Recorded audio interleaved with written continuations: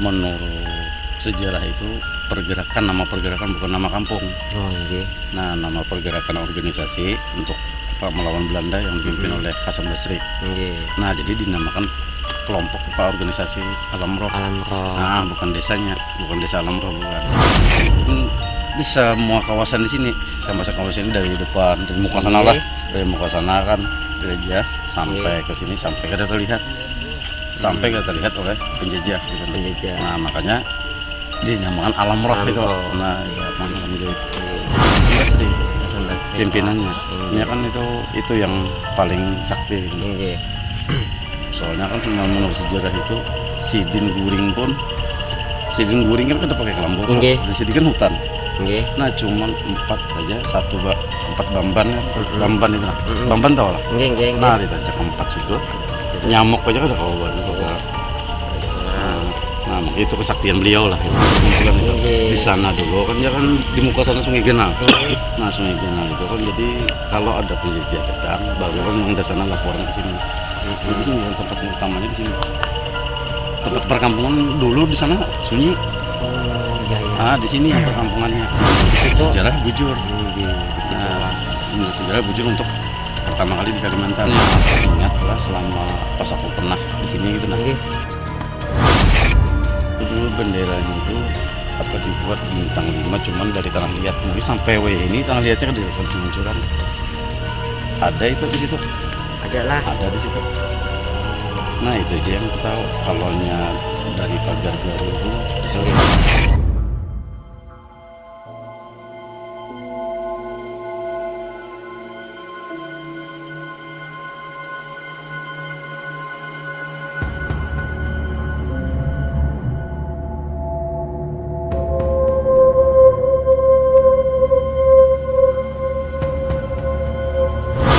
Assalamualaikum Kula, ketemu lagi bareng kita di sini di Makula Experience. Sebelumnya kami meminta maaf karena pada penelusuran kali ini yang kami lakukan di Alam Roh, Desa Paku Alam tidak berjalan dengan baik seperti apa yang kita harapkan. Di sana kami mengalami beberapa kendala sehingga video yang kami buat tidak bisa maksimal. Maka di sini sebelum kami putarkan video hasil rekaman di sana, terlebih dahulu kami ingin menceritakan beberapa poin yang tidak sempat kami jelaskan atau kami rekam di sana. Nanti di akhir video ini akan kami selipkan hasil rekaman di sana. Dan di video ini juga kami mengadakan giveaway kecil-kecilan ya. Jadi giveaway ini berupa mystery box yang nantinya akan dipilih untuk satu orang pemenang secara random atau secara acak. Persyaratannya nanti di akhir video akan kita jelaskan ya. Nah, lanjut ke penelusuran kita di Alam Roh ya. Jadi Kula sebelum berangkat ke Alam Roh, kami sudah prepare segala sesuatunya dengan matang, seperti kamera, lighting, center dan lain-lain. Kami juga sudah mengecek baterai ya terisi penuh, lighting, center semuanya dalam keadaan baik-baik aja, dalam artian baterai terisi penuh, intensitas cahayanya juga sudah kami cek ya, terang seperti biasanya. Tapi pas sampai di sana di awal recording aja, pas gua mau opening itu lighting cahaya dan juga center itu tiba-tiba meredup.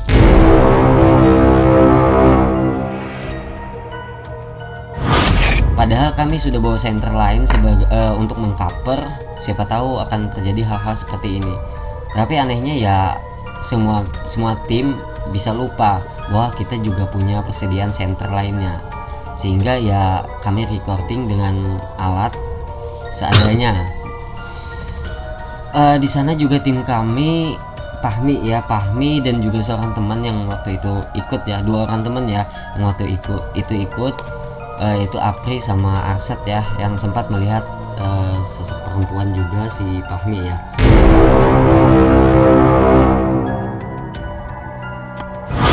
Mungkin Fahmi bisa menceritakan seperti apa sosok yang dilihat. Ada biminian di muka museum di dekat tangga lah. Ada seorang biminian gitu lah. Pas kita hendak ke monumen. Pas Di hendak menuju ke monumen, langsung ada seorang sosok perempuan ya. Iya, iya. Di mana, di museumnya atau Di tangga. di tangganya ya. Iya. Jadi teman kita Apri juga yang kebetulan ya nggak ikut ya. Jadi teman kita Apri juga katanya ngelihat juga sosok perempuan itu di bawah tandon ya. Jadi tandon sama museum itu berdekatan ya. Berdekatan. Ya mungkin perempuan itu juga yang dimaksud ya. Kita kurang tahu juga sih. Itu Fahmi ngelihatnya dalam kondisi atau dalam keadaan seperti apa tuh sosok ceweknya? Duduk ya. Untuk pakaiannya mungkin bisa dijelaskan. Putih, rambutnya panjang terurai ke depan ya, ke depan. Dan sebelumnya juga dari cerita yang kita dengar sih, dari informasi yang kita dengar juga sering ya di sana orang-orang ngelihat penampakan juga ya berupa cewek juga. Nah mungkin dari Ayat sendiri untuk apa sih yang dirasakan ketika berada di sana? Entah ngerasa ada sesuatu yang beda kah atau ya biasa-biasa aja? Saya sih merasa merinding ketika tiba-tiba itu lampu sinter kita bisa mati, lalu pencahayaan kita juga semuanya juga meredup. Itu benar-benar di luar nalar sih sebenarnya, kan kita sudah prepare sebelumnya. Jadi ya langsung merinding saya itu ketika tiba-tiba kita mengalami kendala dalam hal teknis lah. Ya Ayat di sini kan dia sebagai lighting juga. Iya. Nah tiba-tiba ketika dia pengen ngidupin lighting ya seperti itulah keadaannya. Lighting kita yang sudah kita prepare dari rumah ya tiba-tiba meredup. Nah pula ini ada teman kita juga yang ikut ya pula ya tadi malam, dan Arset mengalami istilahnya sesuatu yang nggak biasa ya. Bisa tolong ceritakan mungkin apa yang dialami? Katanya juga tadi malam mimpi ya sesuatu yang nggak biasa. Mungkin bisa diceritakan. Saya itu merasa merinding dan rasanya ada 3 penjagaan yang ketat di situ.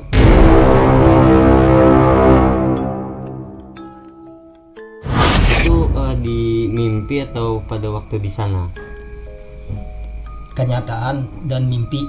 Mimpi ya. Pas di saat di sana juga ngerasa seperti itu ya. Merasa seperti itu.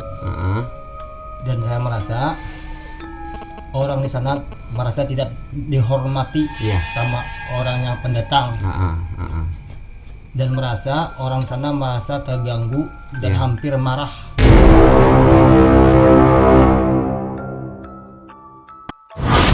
Ketika keberadaan kami di sana. Lalu saya ini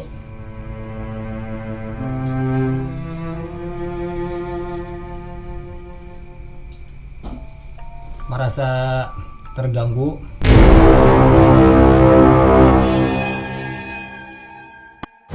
Jadi ya mimpinya juga sama ya seperti apa yang dialami di saat di lokasi ya. Sama ya. Nah Kula kalau Nahrawi sebagai lighting juga ya sama Ayat, dan juga Fahmi dia sebagai kameramen ya, second kameramen ya, sama Billy juga kebetulan ini orangnya nggak ada ya, Billy ya.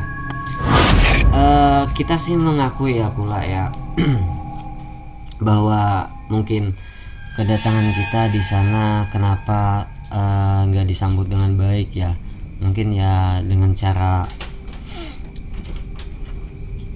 kita di sana untuk bertamu ya dengan cara yang mungkin bisa dibilang kurang adab.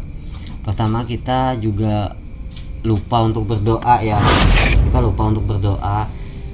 Kalau biasanya di dalam penelusuran kami ya, kami selalu berdoa sebelum berangkat ya, atau di lokasi berdoanya. Tapi untuk tadi malam kita kelupaannya untuk berdoa ya, dan juga untuk meminta izin di sana. Mungkin itulah yang menyebabkan mereka nggak suka. Dan gua sendiri sih ngerasain ya waktu itu gua hampir kerasukan ya di sana ya, bisa dibilang kerasukan.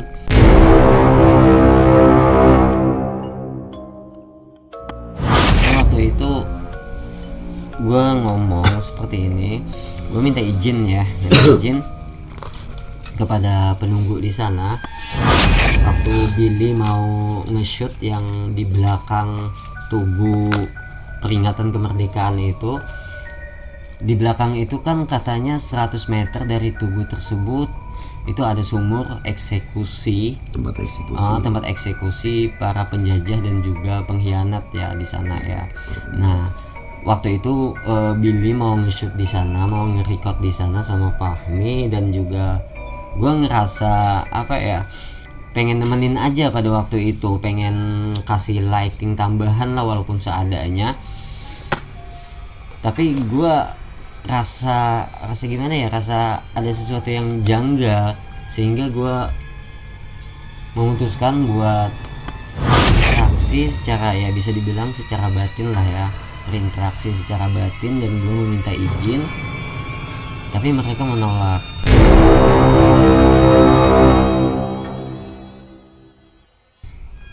Mereka nggak mau, istilahnya yang nggak terima kita lah bahasanya ya, dan mereka menyuruh kita pergi, dan mereka juga pengen masuk ke gua, ke dalam badan gua, pengen masuk, tapi ya di sana gua menolak secara keras. Nah, sehingga pada waktu itu kami buru-buru pulang, dan kami mohon maaf untuk videonya, mungkin ya bisa dikatakan gagal total ya, gagal total, bukan gak sempurna lagi tapi gagal total. Untuk lighting juga sangat-sangat buruk, dan juga untuk narasi kami juga di sana kurang tepat dan sebagainya lah, karena pada saat itu gue juga ngeblank sama sekali, yang ada di otak gue tuh udah hilang, udah yang gue udah konsep gue pikirin, udah yang gue ingat tentang sejarah apa segala macam udah ngilang semua, ya mungkin bisa dikatakan gagal total. Tapi kita akan selipkan rekaman atau hasil video, hasil rekaman tadi malam ya di Alam Roh, Desa Paku Alam, Kecamatan Sungai Tabu.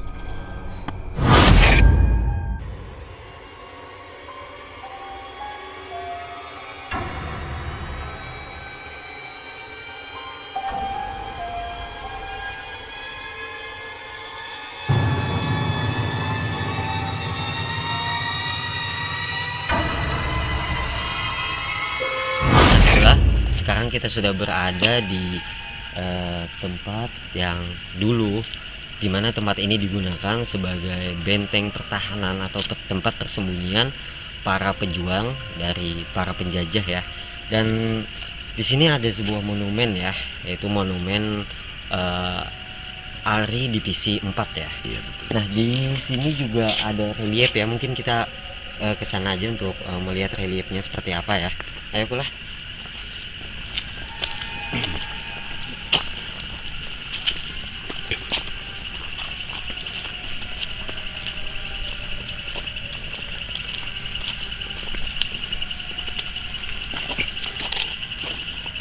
Nah, ini tubuhnya atau monumennya ya, monumen ARI Divisi Pertahanan Kalimantan ya.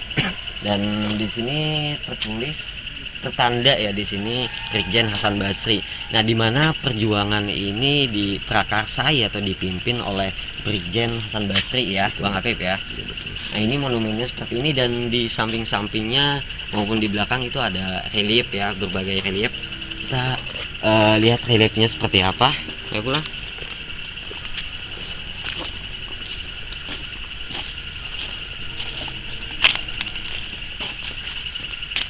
Nah, di sini terlihat reliefnya ya. Reliefnya ini mengilustrasikan para pejuang ya, para pejuang kita, khususnya para pejuang di bumi Kalimantan ini untuk melawan para penjajah ya.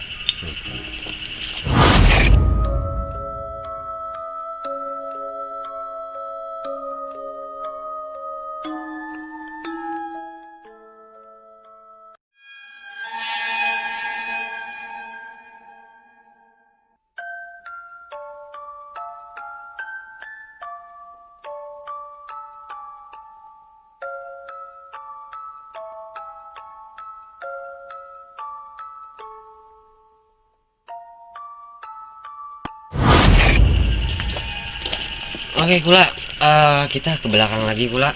Di belakang juga ada berbagai relief Kula. Bang Afif.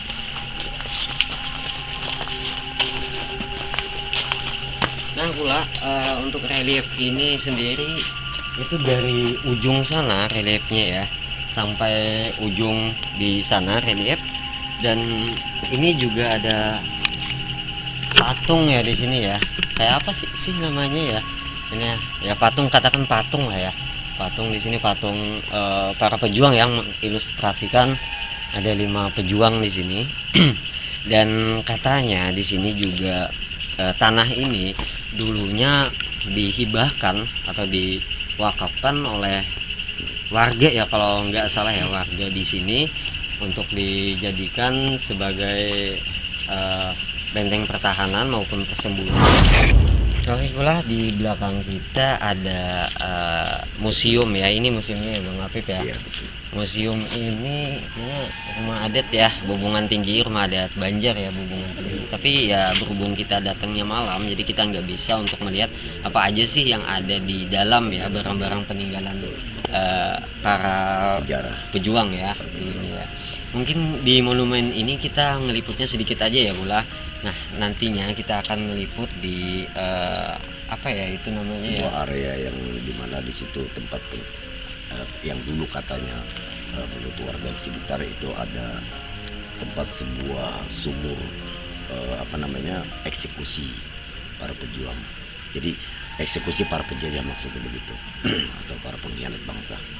dan tempat itu juga dulunya yang digunakan oleh para pejuang. Dan tempat itu menurut gue sendiri sih kayaknya itu sangat bersejarah sekali, karena dari yang pernah gue baca sih, benar atau enggak ya, mohon dikoreksi ya buat kula-kula yang tahu sejarahnya, mohon dikoreksi. Katanya kalau nggak salah di sana pertama kali bendera merah putih dikibarkan untuk kemerdekaan bumi Kalimantan. Jadi mohon maaf ya kalau gua salah ya. Jadi buat kalian, buat kula-kula yang punya informasi yang benar, mungkin bisa dikoreksi ya di komen di bawah video ini. Oke Kula, kita langsung ke TKP aja. Seperti apa tempatnya? Oke.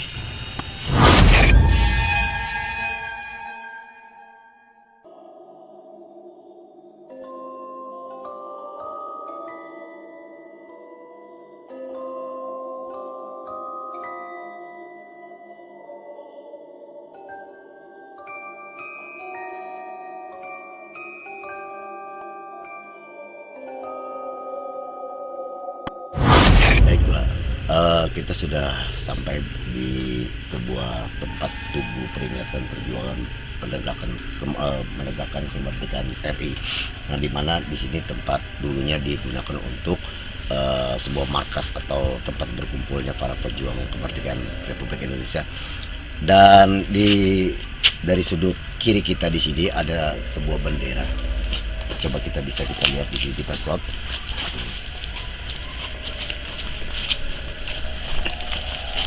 Nah ini Kula, ini bendera yang pertama kali berkibar di bumi Kalimantan Selatan. Dan mungkin di pojok sana menurut cerita dari masyarakat yang beredar itu ada sebuah sumur ya, sebuah sumur yang mungkin kita nggak bisa ke sana ya, masalahnya terlalu banyak ini ya, banyak rumput liar yang tinggi dan mungkin cukup bahaya juga di situ. Yang saya takutkan di sini binatang berbisa. Dan katanya di sini juga menyimpan sebuah misteri yang mana di situ ada dulunya sering dari masyarakat di sini melihat suatu penampakan yang berwujud seperti ular. Oke Kula, kembali kita ke tugu tadi dan kita akan telusuri dari sudut sana, mungkin dari belakang juga kita akan telusuri satu persatu. Oke, langsung aja.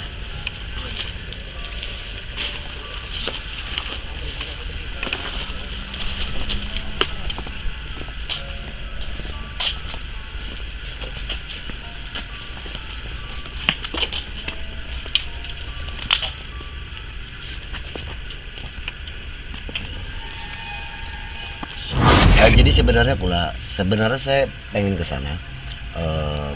Mungkin saya pengen menelusuri, namun berhubung karena peralatan kita kurang maksimal ya, dan saya juga heran dari kita tadi mau berangkat ke sini sudah persiapan sudah dengan matang ya, dan untuk lighting kita juga sudah siap, namun ternyata sampai di sini untuk lightingnya tiba-tiba meredup.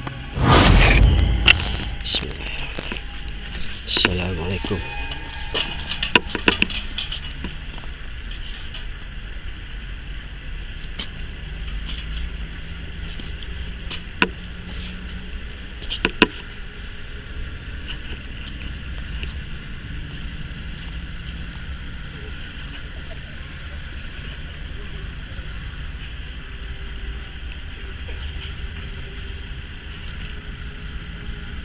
Tenang ya.